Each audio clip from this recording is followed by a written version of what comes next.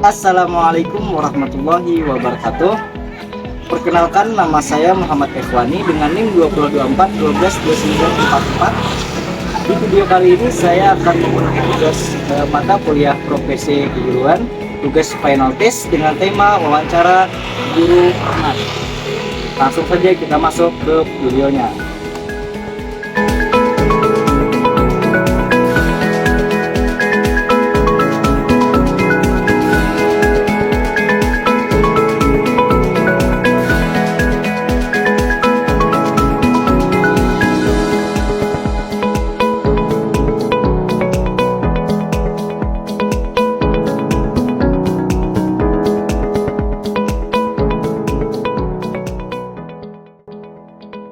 Siapa nama ibu?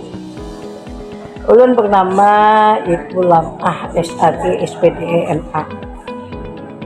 Apa riwayat pendidikan ibu? Saya berpendidikan di sekolah dasar di SLTP, SMPN Batirik, terus nanti di SMA NUI, S1 Pendidikan Agama Islam, S1 Pendidikan Bahasa Inggris, dan S2 di UIN Syarif Hidayatullah Jakarta. Nilai atau prinsip apa yang ibu pegang dalam menjalani profesi ini? Prinsip yang saya pegang, saya meyakini bahwa profesi yang saya ambil sebagai guru itu sangat mulia sekali. Jadi saya tertarik untuk memilih profesi ini. Bagaimana ibu mempersiapkan pembelajaran sebelum masuk kelas? Karena saya mengajar di SLTA, dilakukannya tatap muka gitu ya. Sebagai guru yang ingin anaknya cerdas, pintar, dan berakhlak mulia, tentunya saya sebagai guru mempersiapkan diri. Selain persiapan pembelajaran yang diistilahkan dengan EKP atau sekarang modul ajar gitu ya, di kurikulum cinta ini, itu saya mengerjakan sholat 2 rakaat supaya ilmu yang saya kasihkan dengan anak-anak itu baik gitu ya, bisa diterima dengan baik. Karena mengajar itu bukan hanya mentransfer keilmuan, tapi juga pengalaman rohaniah yang dilakukan guru untuk memperkaya keilmuan anak itu pada luar dan dalamnya. Metode pembelajaran apa yang paling sering ibu gunakan dan mengapa? Ya, saya sering menggunakan itu metode diskusi, ceramah gitu ya, terus lagi bisa juga dengan sistem yang dilakukan itu karya wisata. Anak disuruh ke lapangan gitu dalam rangka penelitian sebuah kegiatan, apakah tentang lingkungan gitu ya, tentang kebersihan gitu ya, supaya anak lebih cinta terhadap lingkungannya, supaya menyayangi dengan lingkungannya. Oke. Bagaimana ibu menyesuaikan pembelajaran dengan kemampuan siswa yang beragam? Iya, saya dari awal saya tahu gitu, karena saya sebelum masuk sudah mendata, mengidentifikasi siswa ini berlatar pendidikan dari mana gitu ya. Karena apa? Tentunya di Madrasah Aliyah Negeri itu terkhusus kami ada pembelajaran yang bersifat unggulan. Jadi tentunya anak diharapkan di sini masuk itu sudah mencapai tingkatan mana. Apakah dia sudah bisa mampu membaca Al-Quran atau bagaimana dan lain sebagainya. Terkhusus saya bilang tadi gitu ya, itu biasanya saya mempertanyakan tentang latar belakang anak, terus lagi kenapa anak memilih ke sekolah ke sini. Tentunya kita sampaikan hal-hal yang menjadi syarat aturan yang berlaku dalam pembelajaran di Madrasah Aliyah, khususnya buat saya sebagai guru gitu, supaya saya melihat latar belakang anak itu, lalu kita bisa mengelompokkan atau menyesuaikan materi pembelajaran itu, metode apa yang harus dipakainya di sana gitu, dipakai kita dalam rangka mengajar ya. Oke. Media atau alat bantu apa yang biasanya ibu gunakan dalam mengajar? Saya sih medianya seluruhan. Apakah di lapangan ataupun di ruangan saya bisa menggunakan biasanya ya dengan menggunakan apa namanya itu dengan apa namanya layak gitu ya, terus lagi apa namanya kalau di lapangan ya menggunakan apa lingkungan. Iya, dan bisa juga saya suruh anak itu dalam rangka seumpamanya saya ingin tahu tentang flora dan fauna apa di sekitar kehidupannya, anak disuruh apa namanya memberikan apa literasi yang berbentuk portofolio untuk kumpul gitu di setiap pembelajaran yang bersesuaian dengan materi yang saya ampu saat itu gitu ya. Bagaimana cara Ibu melakukan penilaian terhadap hasil belajar siswa? Kalau penilaian hasil belajar siswa saya menggunakannya apa? Di samping absensi, ya, kehadirannya, terus lagi saat pembelajaran, proses pembelajaran itu, terus menggunakan apa? Ulangan harian, ulangan apa? Bulanan dan juga ulangan semester gitu ya. Oke. Bagaimana Ibu memotivasi siswa yang kurang semangat belajar? Kalau terus terang ya, kalau anak-anak di pinggiran tentunya minat belajarnya itu agak kurang. Nah, jadi di sini tuh dituntut guru bagaimana memotivasi, memberikan kepercayaan agar siswa itu tetap ingin belajar dan selalu belajar gitu ya. Nah, tentunya gurulah dulu yang menjadi ingarsus ontologinya anak-anak ya. Jadi supaya mereka merupakan guru itu ternyata alhamdulillah gitu ada punya nilai yang sangat luar biasa, lalu akhirnya dia ingin menjadi seperti gurunya ya. Oke. Apa pendekatan Ibu dalam menangani siswa yang memiliki masalah kedisiplinan? Oh ya, saya pendekatannya persuasif gitu, persuasif. Jadi kalau bisa sih sebelum terjadi mereka kurang disiplin, kita sudah menyampaikan kata aturan. Seumpamanya saya pembelajaran saya terkhusus waktu saat saya mau masuk, anak sudah siap untuk belajar, terus lagi apa-apa yang dilarang, apa-apa yang harus dilakukan itu sudah disampaikan sebelumnya, yang saya istilahkan dengan kontrak belajar di saat awal pembelajaran gitu. Pembelajaran semuanya di tahun ajaran baru kah atau sesudah ujian tengah semester masuk kembali gitu, saya lakukan itu. Apa bentuk pengembangan diri yang Ibu lakukan sebagai guru? Saya mengikuti seminar-seminar yang dilakukan oleh Pintar Kemenak ya. Ya, bisa juga lewat guru bisa. Jadi apa saja yang menjadi apa namanya dalam rangka peningkatan pengembangan guru itu saya ikuti. Ya. Khususnya menurut Ibu apa kunci utama menjadi guru profesional di era sekarang?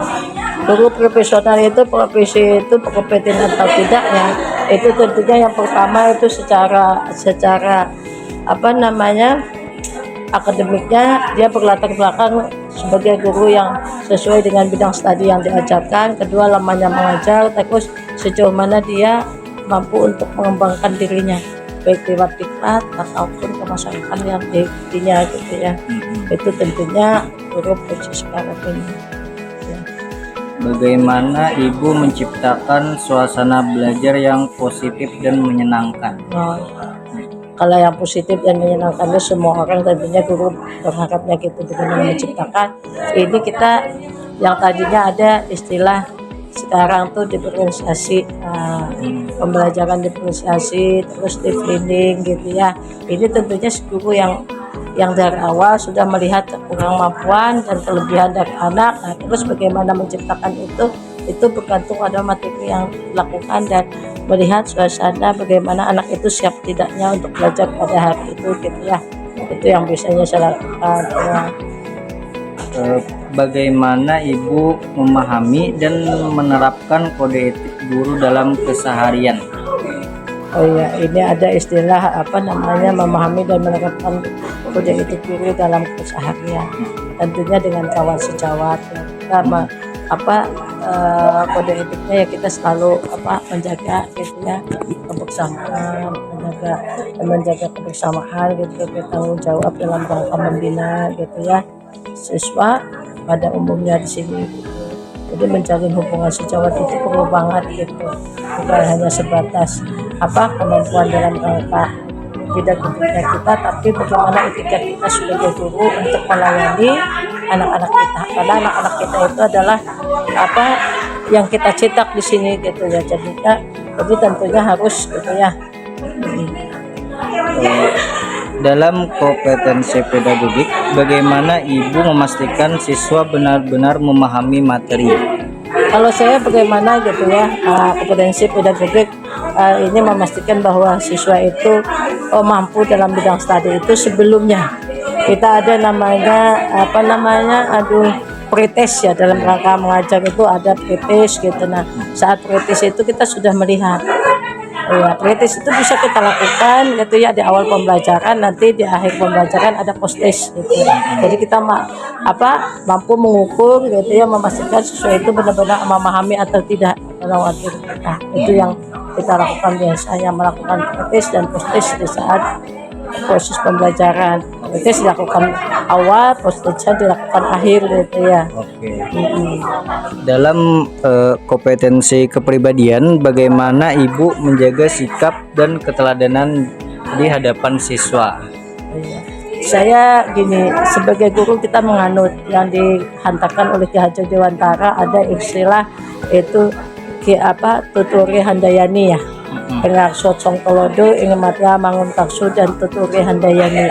Nah, itu yang harus kita terapkan gitu dalam diri kita, supaya kita bisa menjadi contoh teladan yang baik buat anak-anak kita.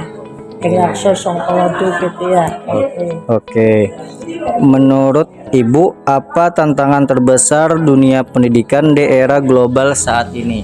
Iya, saat ini itu karena dunia ini punya batas lagi gitu ya. Anak-anak sudah menggenggam dunia itu dengan lewat HP-nya. Nah, tentunya apa yang menjadikan kita harus bukan membatasi ya. Kita harus kalau membatasi dia merasa terkekang siswa itu. Tapi bagaimana memahamkan dengan siswa bahwa belajar hari ini itu sangat penting sekali dengan menguasai teknologi digital yang kita punya saat ini gitu. Cuman ada hal yang harus kita batasi, bahwa tidak semua gitu ya yang ada dalam HP yang pian tonton itu bagus. Jadi tolong difilter mana yang patut pian jadikan contoh, yang mana yang tidak, harus pian pisahkan dengan diri pian seorang sebagai siswa di sini gitu ya. Bagaimana Ibu menghadapi kemajuan teknologi yang masuk ke dunia pendidikan? Iya. Kalau saya sih menghadapinya santai, sesuai dengan perkembangan tentunya ya. Semakin kesini itu kita tentunya berhadapan dengan teknologi. Jadi di sekolah mestinya harus juga mempersiapkan sarana prasarana untuk menunjang hal itu. Jadi kalau bisa di kelas itu ada layar digital yang harus kita ini kan seperti televisi digital gitu ya, yang hari ini untuk madrasah itu madrasah unggulan aja yang ada, untuk madrasah biasa ada. Kalau di sekolah umum kan sudah ada dari SD sampai ke SMA gitu ya. Itu mestinya sarana prasarana harus disiapkan oleh oleh lembaga kementerian. Terus lagi kita tentunya harus bisa menggunakan alat itu bersesuaian dengan materi yang kita ampu gitu ya. Oke. Apa strategi Ibu agar siswa siap bersaing di era global dan digital? Strategi yang saya gunakan gitu ya, sering dengan anak-anak itu melewati mereka mengerjakan PR atau tugas sekolah itu, saya mintakan seumpamanya berkaitan dengan hari ini kejadian banjir di Aceh gitu, itu kaitannya dengan lingkungan ya. Nah, sementara waktu itu kata Allah, aku ciptakan alam ini seindah mungkin, yang menjadikan alam ini hancur itu tangan-tanganmu. Nah, siswa diharapkan gitu ya mampu mengedepankan keagamaan dengan melihat alam. Seluruh dia mengakomodir permasalahan itu, dia menjadikan sebuah literasi yang indah gitu buat di dunia digital. Apakah dia uploadnya lewat Facebook kah, lewat Instagram kah dan lain sebagainya. Silahkan siswa kita berkembang untuk itu saya siapkan. Jadi mereka tidak merasa ketinggalan gitu, mau menarik tentang hal dunia hari ini kayak gimana gitu ya, khusus berkaitan dengan itu. Oke. Pengalaman mengajar apa yang paling berkesan bagi ibu? Kalau saya sih karena profesinya guru ya, semuanya berkesan. Kesannya itu baik tidak baik itu menurut saya itu sebuah penilaian aja gitu ya, tinggal kita bagaimana memilah. Sebab kenapa saya bilang itu biasa aja, orang menilai baik, orang punya perhatian dengan kita, tidak baik itu orang punya perhatian dengan kita, karena itu kesan gitu ya. Nah, jadi kalau saya kesannya sih sangat luar biasa gitu, sangat luar biasa karena itu profesi saya. Dari kecil ya. Oke. Apa satu hal yang ingin ibu tingkatkan dalam proses pembelajaran ke depan?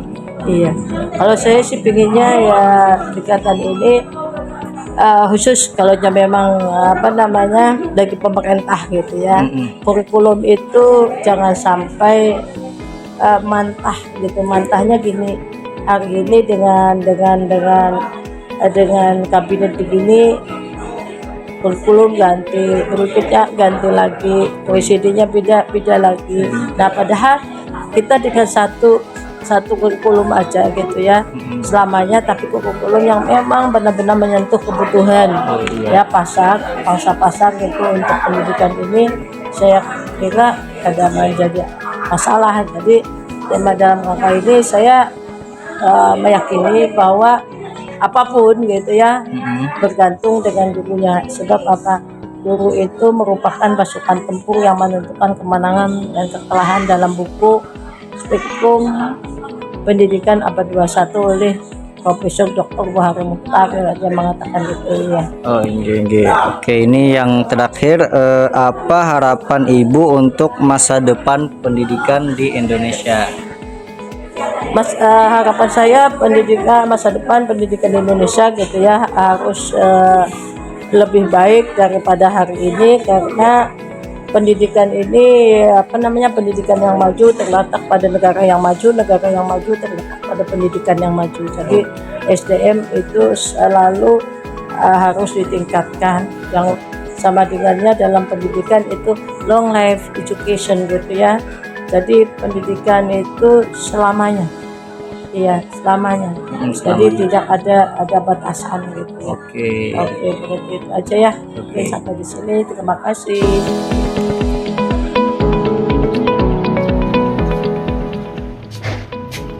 Oke, jadi itu tadi wawancara saya pada hari ini. Saya menyimpulkan bahwa seorang guru itu berperan penting sebagai seorang pendidik dalam menjalankan tugasnya secara profesional. Nah, bukan hanya itu saja, tetapi juga guru dituntut sebagai seorang teladan yang baik kepada murid-muridnya. Guru juga dituntut untuk selalu mengembangkan dirinya dan menggunakan teknologi yang baik dan berkualitas untuk meningkatkan kualitas pendidikan di sekolah. Mungkin itu saja video dari saya. Wassalamualaikum warahmatullahi wabarakatuh.